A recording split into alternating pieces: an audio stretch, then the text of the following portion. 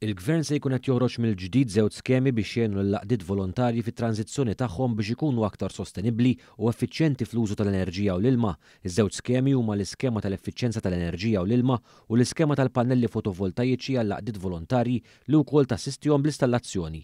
L-iskema tal-effiċjenza tal-enerġija u l-ilma li se tinsab fir-rabba sejħa tagħha se tiffinanzja proġetti li se jissostitwixxu jew jinstallaw tagħmir fil-faċilitajiet tal-laqdiet biex isiru aktar effiċjenti fil-konsum ta' dawn l-utilitajiet.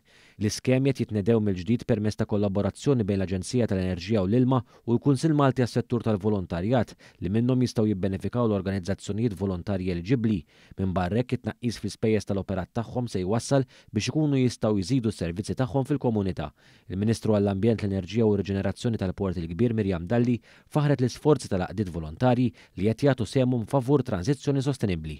Qegħdin fil-fatt naraw li nkomplu bl-investimenti tagħna jekk inħares anki lejn l-aħħar snin investejna mal-1,000,000 euro li qegħdin immorru direttament għand l-organizzazzjonijiet volontarji biex ikollhom iktar teknoloġija effiċjenti sew fejn jidħol l-użu tal-enerġija u anki fejn jidħol l-użu tal-ilma. Il-Ministru għall-Inklużjoni u l-Volontarjat Giulia Farrugia Portelli fissret kif laqdiet volontarji għandhom ir-rwol kruċjali fit-tranzizzjoni ambjentali ta' pajjiżna e kif huma stakeholders importanti. Nieħdu gost li naraw li din l-iskema għal darb'oħra li terġa' tinfetaħ għaliex hija skema mfittxija ħafna mill-laqdiet volontarji fejn huma jkollhom l-opportunità li jinvestu f'enerġija li tkun waħda nadifa u allura anke fuq il-ħażna tal-ilma naraw l-kreattività tal-laqdiet volontarji biex jaraw kif huma wkoll ikunu parti minn din il-mixja ambjentali.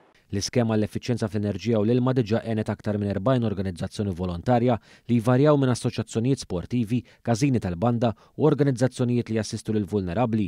Il-proġetti tagħhom għal aktar effiċjenza jvarjaw mit-tindif u l-manutenzjoni tal-ġibjuni tal-ilma, il-bdil ta' sistemi tad-dawla l-LED effiċjenti, inkluż floodlighting f'faċilitajiet sportivi, tibdil ta' tagħmir antik tal-kċina u units tal-arja kundizzjonata effiċjenti, solar water heaters u pompi ta' sħana tal-ilma.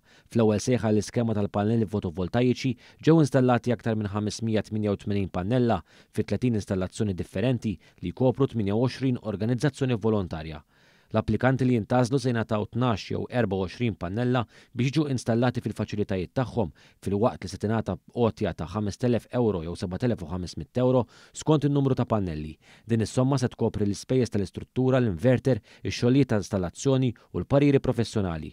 Applikazzjonijiet għall-iskema tal-effiċjenza tal-enerġija u l-ilma jibdew jintlaqgħu mit-22 ta' April fil-waqt li l-iskema tal-pannelli fotovoltaiċi tiftaħ ġimgħa wara fid-29 ta' April fuq is-sit uffiċjali tal-Aġenzija tal-Enerġija u l-Ilma.